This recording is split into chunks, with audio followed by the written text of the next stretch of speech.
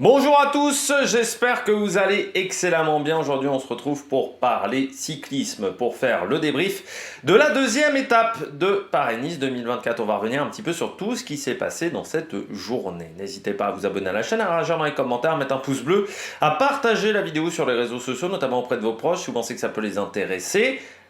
Les shorts TikTok, juste après l'arrivée des compétitions. Si vous avez les moyens et que vous voulez soutenir mon travail, vous pouvez faire un super thanks et je remercie les gens qui le font. Vous avez également la possibilité de mettre la petite cloche, comme ça vous êtes au courant des dernières vidéos qui sortent sur la chaîne et comme ça vous cliquez juste après la notification, c'est fantastique. Et puis les playlists, bien entendu, sur YouTube et puis la page de la chaîne. Si vous pensez que vous avez raté une étape, voilà, vous avez raté quelque chose, vous pouvez aller dessus. Paris-Nice 2024, étape 2, on est arrivé du côté de Montargis. Hier, j'ai regardé la vidéo de Total Energy. Ça m'a fait tiquer légèrement, il y a des trucs comme ça qu'il faut tiquer. Le mec a dit Montargis. Qui dit Montargis? Putain, en plus, c'est un film avec... alors qui est maintenant... bon, voilà, c'est un film avec Depardieu. Je sais pas si c'est Poulvord. Où il dit, je sais plus... je suis Gaëtan, genre je viens de Montargis, je sais plus, Depardieu. Il y a un truc comme ça avec Montargis, c'est un film genre de 2004-2005. Pas le meilleur film de l'année, mais il y a un truc comme ça. Un habitant à 1h30 de Montargis à peu près. À l'époque, ça nous faisait marrer dans la cour de récréation. On avait de l'humour. Donc, étape très calme. On est arrivé avec bien 30 minutes de retard sur l'horaire indiqué. Très clairement, normalement, ça devait arriver à 16h35. Moi, je m'étais dit à un moment, je m'étais dit ce matin, je vais être obligé de regarder les deux en parallèle. Voilà, ça va un peu me faire chier sur l'écran, voilà, faire une sorte d'écran splitté. Et bah, j'ai pas eu besoin parce que ça s'est bien fait à la chaîne, tout simplement. Ça s'est fait parfaitement. Vu qu'il restait encore plus de 60 bornes quand du côté de Tirreno, ça s'est fini. J'ai eu le temps de faire le short, le TikTok. Ils étaient encore à 60 bornes de l'arrivée. Étape très très calme. Il y a eu une échappée ce matin avec Burgodo, Jonascore. Jonascore a encore pris des points un petit peu pour le classement de la montagne, mais Burgodo a réussi. Je crois, à récupérer le maillot. Alors, faut savoir faut que je me méfie de ce qui était indiqué sur les synthés, parce qu'il y avait des grosses erreurs sur les synthés aujourd'hui sur Paris-Nice. À l'arrivée, les ordinateurs étaient en PLS. Oui, c'est bien Burgodo qui est à 15 points désormais pour le maillot à pois. On peut même se demander l'intérêt de mettre Burgodo pour le maillot à pois, parce que, enfin, pour moi, Burgodo, il peut faire quand même beaucoup mieux que ça. J'étais assez surpris que ça soit lui qui soit en charge de faire ce truc-là. Parce que pour moi, j'aurais peut-être vu plutôt Pierre Latour. Étant donné que Pierre Latour est pas à l'aise sur un vélo dans un peloton, si tu le mets devant, il n'est pas obligé de faire de jouer des coudes, notamment pour rester dans la bonne bordure. Mais bon, c'est un choix de Total Energy. Au moins, ils ont récupéré le maillot à pois parce que la veille, ils ne l'avaient pas. Et puis il a récupéré également le dossard du plus combatif. Bon, ça roulait pas du tout sur cette étape. Les deux moments où ça a été un petit peu nerveux. Au sprint intermédiaire, grosse bagarre, notamment Schialmoseux qui a failli se retrouver à terre à ce moment-là. Et puis les 10 derniers kilomètres, ça a vraiment commencé à rouler à 10-15 km de l'arrivée. Ça a commencé à un petit peu plus s'exciter. Notamment quand on a pris cette route sur la gauche, là où il y a le coureur de Arkea qui est tombé. Là, ça a commencé vraiment à être très très nerveux à ce moment-là, parce que les routes étaient étroites. On n'a pas récupéré Montargis par les routes les plus faciles, très clairement, par les routes les plus larges. 5 km de l'arrivée épingle, et puis ensuite on est arrivé par la sortie de Montargis, l'énorme National 7, la sortie de Montargis. Donc là c'était très très large, et ensuite ça se resserrait dès qu'on rentre dans Montargis. C'est plus une 2 fois 2 voies, c'est une route de chaque côté, c'est beaucoup plus étroit dans Montargis. Il y avait les deux ronds-points, c'était un petit peu technique, et donc dans cette partie à 4 voies, eh bien, vous aviez à 4 km de l'arrivée Arkea qui était bien en place, DSM, mais en fait c'est revenu de l'arrière. Il y a eu les Bora qui sont venus dans un premier temps, et surtout le coup de force de Arvind de Klein et de sa formation La Tudor avec Matteo Trentin qui a fait un super boulot. Dans le faux plat montant, on était à peu près à 2,6 km, 2,5 km de l'arrivée. Là, il fait vraiment un gros forcing à ce moment-là. Et bah, ils ont pris la main sur le peloton. Même si ensuite, dans les derniers ronds-points, eh bien, vous avez la Lidl Trek qui a réussi à mettre un homme. Visma Isobike, sauf qu'il avait oublié que son sprinter n'était pas dans sa roue.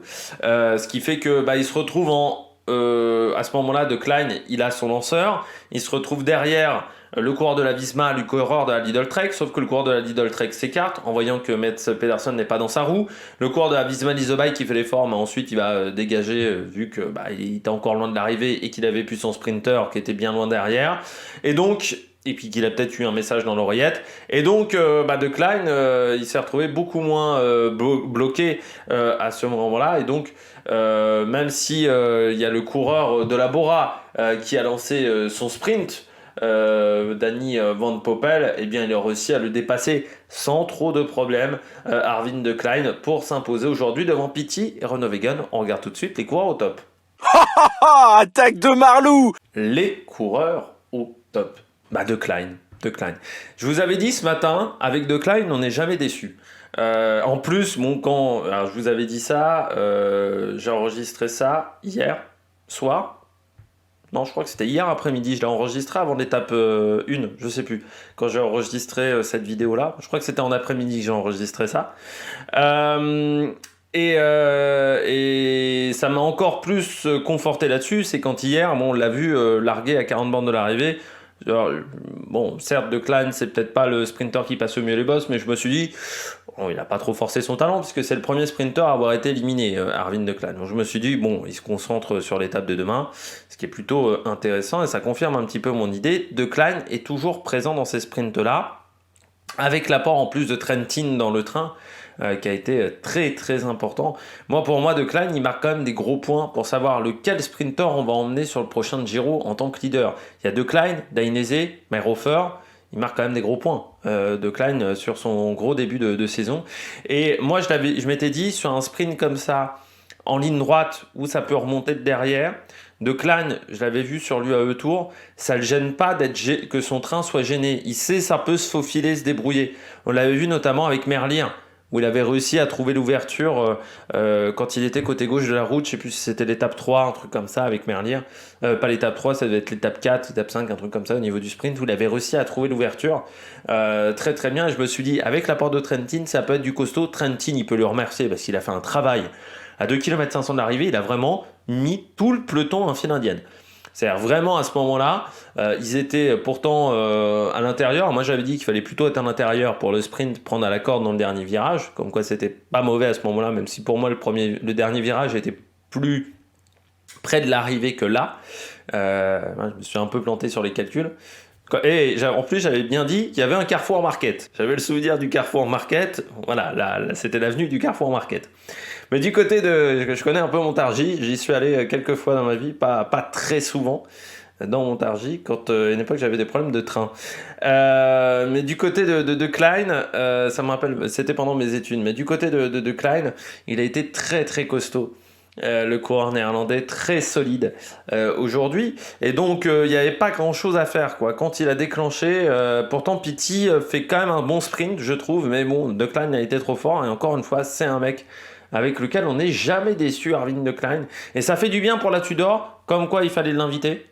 On verra ce que fera la Q36.5, ça sera je crois sur le Dauphiné normalement la Q36, mais il fallait inviter De Klein. Et du côté de la Total, certes on prend le maillot à poids, mais face à une victoire d'étape sur un Paris-Nice, on commence à être sérieusement en difficulté face à ces équipes-là. Il va falloir des résultats cette année du côté de l'équipe de Jean-René Bernodeau qui était dans la voiture.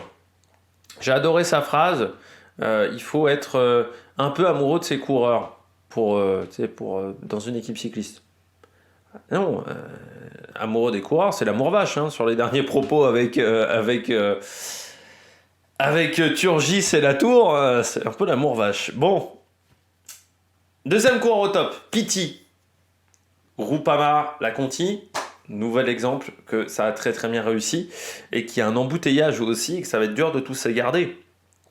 Encore une fois, parce que Pitty, Romain Grégoire, on a également Penouet, même s'il est blessé en ce moment, qui a eu des résultats l'année dernière. On a Lenny Martinez, bien entendu. Le gros souci aujourd'hui, c'est qu'il ne peut pas tous les garder. il ne peut pas les garder, il peut pas garder, je pense, 4-5 coureurs comme ça qui performent autant dans une même structure. Il n'a pas les budgets nécessaires pour le faire. Et je pense que forcément, il y en a un qui va sauter et qui va passer à la trappe. Mais j'ai envie de dire, c'est comme à l'époque de la Brioche la Boulangère. Quand du côté de Brioche la Boulangère, quand Jean-René Bernaudot, il avait Vauclair, il avait Jérôme Pinault, il avait Sylvain Chavanel en 2004-2005, il n'a pas pu tous les garder. Chavanel est passé à la trappe. Bah là, c'est un peu pareil dans cette situation-là parce que bah, tu as trop de talent et tu n'as pas le budget nécessaire par rapport à tes talents. Alors, quand tu as des talents en devenir, les salaires sont pas énormes, mais bon, là, Martinez, il va vouloir un gros salaire, Romain Grégoire aussi, et au bout d'un moment, bah, c'est juste pas tenable par rapport au budget de la Groupama FDJ, surtout qu'il y a déjà Gaudu, qui, je pense, n'est pas un petit salaire. Donc soit le coureur veut rester dans cette structure-là et fait un effort financier, soit bah, s'il veut un beau salaire, bah, il change d'équipe tout simplement du côté de Martinez. Mais du côté de Laurens Pitty, moi je trouve, bon déjà il a une capacité à savoir se placer qui est assez dingue, Pitty. C'est très beau à voir, je trouve, en vue d'hélicoptère. Il a cette capacité à être toujours bien placé. Et sans train. Parce que hier, il y avait eu Kevin Geniet. Là, aujourd'hui, j'ai même pas vu Geniet dans le final. Donc, il a vraiment navigué tout seul. Donc, ça, c'est fort quand même, ce qu'a réussi à faire Laurens Pitty. Donc, chapeau. Après, je me dis, il est néo-zélandais, Pitty. Est-ce qu'il n'a pas fait de la piste? Parce que les néo-zélandais, comme les Australiens, souvent, on commence par la piste. Nous en France, on fait de la route, on va dire. Eux en Australie, ils font souvent, Australie, Nouvelle-Zélande, ils font souvent de la piste. C'est souvent comme ça qu'on démarre un petit peu le cyclisme. Donc s'il a fait de la piste, peut-être pour ça qu'il sait très bien manœuvrer comme ça dans un peloton. Parce que s'il a fait genre de l'élimination ou du Keirin, je sais pas, ou de l'américaine, bah, c'est quand même des disciplines où il faut savoir manœuvrer dans un peloton. Laurens Pitty, il a une faculté vraiment assez dingue de ne pas se faire bouger, de réussir à trouver les ouvertures, les intervalles, comme on dirait au rugby. Et donc là, il a été très costaud, Laurens Pitty, donc très content de le voir à ce niveau-là de performance. On verra maintenant, alors demain il va avoir le maillot jaune, mais ça risque quand même d'être compliqué pour la Groupama FDJ pour conserver ce maillot jaune, mais c'est bien déjà de l'avoir pendant une journée. Ça montre aussi qu'il a fait du bon boulot et je pense que chez Groupama on doit être content de la course du néo-zélandais et puis bah, encore une fois ça va faire augmenter sa valeur. Ça par contre du côté de Marc Madio on va moins aimer que ce coureur-là et sa valeur qui augmente, mais non c'est bien ce qu'a fait Pitty, mais il fait un bon début de saison aussi parce qu'il gagne la Cadel Evans Great Ocean Road. Encore une fois, en faisant un bon travail de placement. Il n'avait pas été mauvais, je crois, hein, sur le Down Under. Donc ouais, c'est un très bon début de saison pour le moment. Et parfois, c'est compliqué quand on fait un bon début de saison en Australie. Quand on revient en Europe, parfois, c'est compliqué de remettre la machine en route. Bah là, ça se passe parfaitement bien pour Laurens Pitty. Et puis, dernier coureur top, j'ai mis Sam Bennett. Pourquoi j'ai mis Sam Bennett? Parce que il fait 6ème sur un sprint qui n'est pas parfait du côté de Sam Bennett. C'est-à-dire qu'encore une fois, chez Decathlon AG2R, on doit encore progresser sur la constitution du train. C'est mieux, mais c'est pas encore parfait. Ils se sont fait Alors, eux, ils ne se sont pas fait déborder parce qu'ils étaient en tête, contrairement à Demar, contrairement à Jacobsen. Ils se sont fait plutôt déborder sur la deuxième partie. C'est-à-dire qu'ils sont bien à 2 km. C'est eux qui reviennent un petit peu, même sur Tudor. Mais ensuite, ils se font redéborder. Et ça a été compliqué pour Bennett en plus parce que Nason s'écarte, mais pas parfaitement. Donc je pense que ça gêne le début du sprint de Bennett. Il est un peu gêné sur son sprint Bennett. Je trouve quand même que la 6ème place c'est pas mal parce que ça aurait pu être plus compliqué, surtout que sur la fin du sprint, tu vois qu'à 500 mètres avec Nason, ils font un énorme effort pour se replacer. Ça lui a peut-être aussi coûté dans le final. Donc du côté de Sam Bennett, c'est un sprint pour moi qui est intéressant parce qu'il voit qu'il n'est pas si loin que ça des meilleurs. Donc ça va lui donner de la confiance.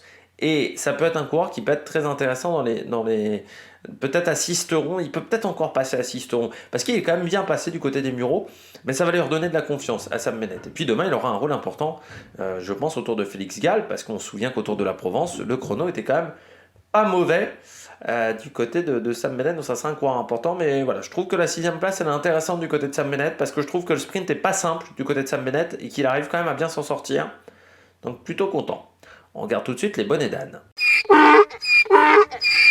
Les bonnets d'âne du jour pour cette étape, pour ce sprint. Je commence avec Arnaud Démare. Arkea, ils se sont fait manger dans le final. Non, ils se sont fait complètement manger. À 4 km et demi de l'arrivée, ils sont devant. Sauf que dans un sprint comme ça, ils ont été devant trop tôt. En fait, c'est plus facile quand tu es dans la situation de Tudor de remonter de l'arrière. Ils se sont pris l'avant de face. Et en plus, ils étaient pas assez nombreux à ce moment-là. Ils sont déjà plus que 3 à ce moment-là devant Arnaud Démare. Donc c'est trop léger, 3 pour 4 km.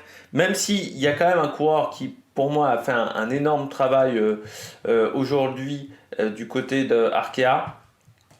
Hop, je retrouve son numéro. C'est Ovzian. Non, c'est Guernalec, pardon, qui a fait un gros travail dans le final, je trouve. Guernalec, Grondin ont fait un gros travail, mais c'était pas suffisant, quoi. Il y a un moment où tu te fais manger, tout simplement. Et quand ça a accéléré, ils se sont fait manger. En plus, ils ont fait beaucoup de chemin. C'est-à-dire qu'au départ, ils voient que dans le groupe de tête que ça part sur la gauche, donc ils décident vraiment de se décaler vers la gauche. Et ensuite, quand Tudor fait le forcing sur la droite, ils repassent sur la droite, ce qui fait qu'ils ont fait un énorme zigzag. Donc, ils ont fait plus de chemin que leurs adversaires. Donc, ils ont perdu de l'énergie. Et Démare, quand il commence son sprint, il est beaucoup trop loin, donc il ne peut pas faire de merveille. C'est chiant parce que du côté d'Arnaud Démare, il n'y a pas un sprint potable depuis le début d'année, mais souvent parce que l'approche n'est pas bonne. Le seul sprint, on va dire pour le moment, potable qu'il a fait, c'est le Trofeo Palma. Parce que sur tous les autres sprints, et non, même, ouais, c'est même pas Palma, c'est plutôt Tour de l'Algarve. La première étape du Tour de l'Algarve où l'approche n'est pas mauvaise, mais sinon le nombre de courses comme ça où l'approche n'a pas été bonne, c'est un petit peu dommageable. Je sais pas si Arnaud il passera les 2 étapes compliquées, enfin l'étape de Sisteron peut-être, les 2 étapes de jeudi et vendredi, où on peut avoir potentiellement un sprint, mais on peut avoir potentiellement une échappée aussi. Mais c'est vrai que ce début de course est un petit peu frustrant du côté du coureur français, parce qu'on sent qu'il est pas loin. On sent qu'il est pas loin, mais l'organisation du côté d'Arkea n'est pas suffisamment bonne, et c'est quand même surprenant parce qu'il n'est pas arrivé cette année chez Arkea. Il y est déjà depuis 6 mois, et pour le moment, il y a un manque de... Voilà, le train ne se met pas en place correctement.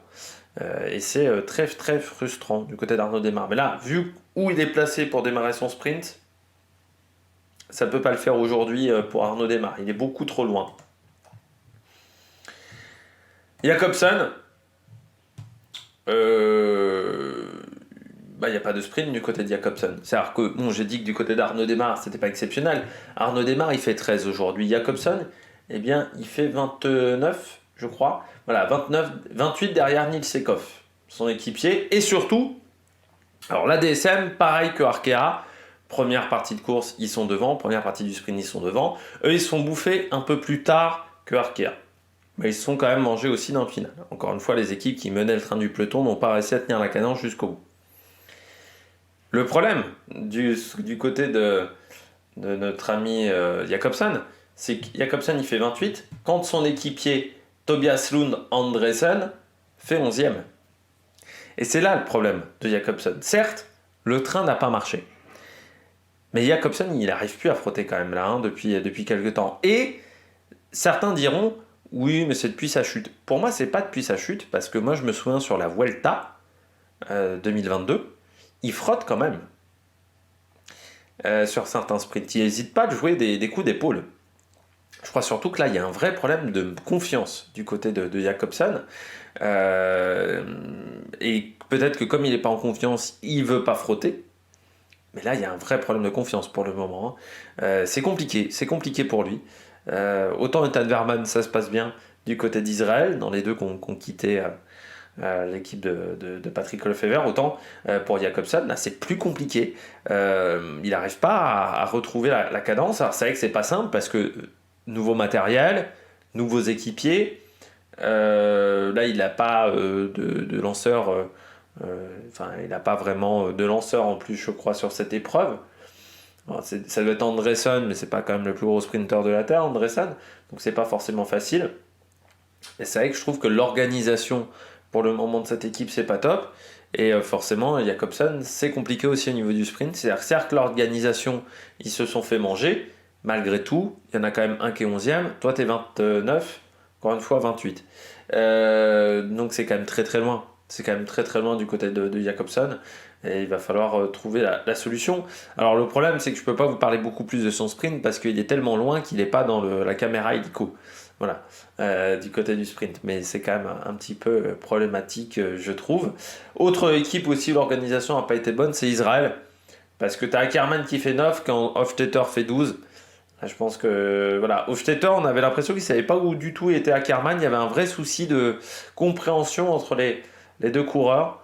Donc il faudra aussi progresser dans ce domaine-là. Si on veut qu'Hofstetter soit le poisson pilote d'Ackermann, il va falloir progresser dans ce domaine-là de compréhension. Et puis je termine avec Caden Groves. Ça serait bien de commencer un petit peu à démarrer sa saison du côté de Caden Groves. Alors, encore une fois, l'année dernière, ça avait commencé autour de Catalogne, mais là, seulement 14e Caden Groves aujourd'hui. Alors, on n'a quasiment pas vu non plus la Alpecin de Koninck aujourd'hui. Ils ont été très très discrets, mais c'est vrai que depuis le début de saison, Caden Groves, il n'a pas fait de top 10. Je crois qu'il fait un top 10. Je sais plus sur l'UAE Tour, il doit faire une 9e place, un truc comme ça, mais pour l'instant, c'est quand même pas top en termes de résultats. Voilà, il fait une 9e place sur l'UAE Tour. 9 jours de course, seulement 4 points UCI marqués, parce qu'en plus, il s'est tapé 25 points de pénalité UCI. Donc, c'est pas top. Donc, ouais, il est dans une situation où ça serait bien de marquer des gros points. Pour le moment, il a marqué 2 points donc avec sa 9e place sur l'UAE Tour et 2 points hier.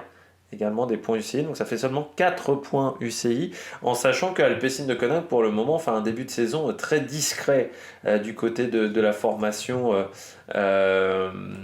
belge. On est assez loin en termes de ranking. Ils sont Alpecin. Alpecin, ils sont seulement 28e. Ils sont derrière Total Energy. Ce qui n'est pas de mince affaire, parce qu'on ne peut pas dire que Total Energy fait un grand début de saison. Pour l'instant, c'est l'équipe, je crois, qui a marqué le moins de points au niveau World Tour.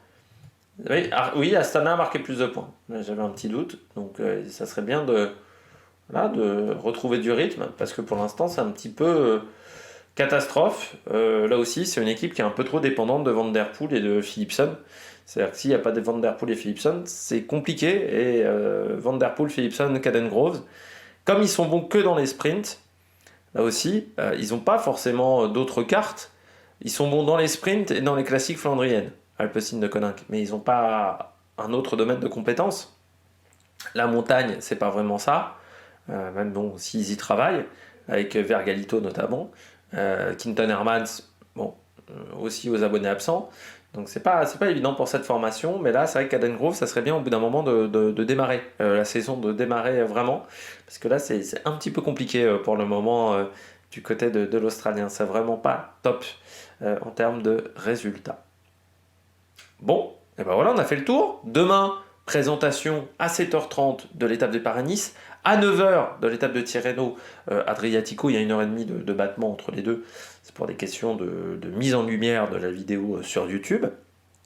Donc d'ici là, n'hésitez pas à vous abonner à la chaîne, à réagir dans les commentaires, à mettre un pouce bleu. Et puis ce soir, il y aura peut-être le biathlon, ça c'est sûr, on va essayer de le faire. Mais je vais enregistrer la Formule 1, donc qui sera peut-être en ligne demain, la Formule 1. La vidéo est écrite depuis longtemps.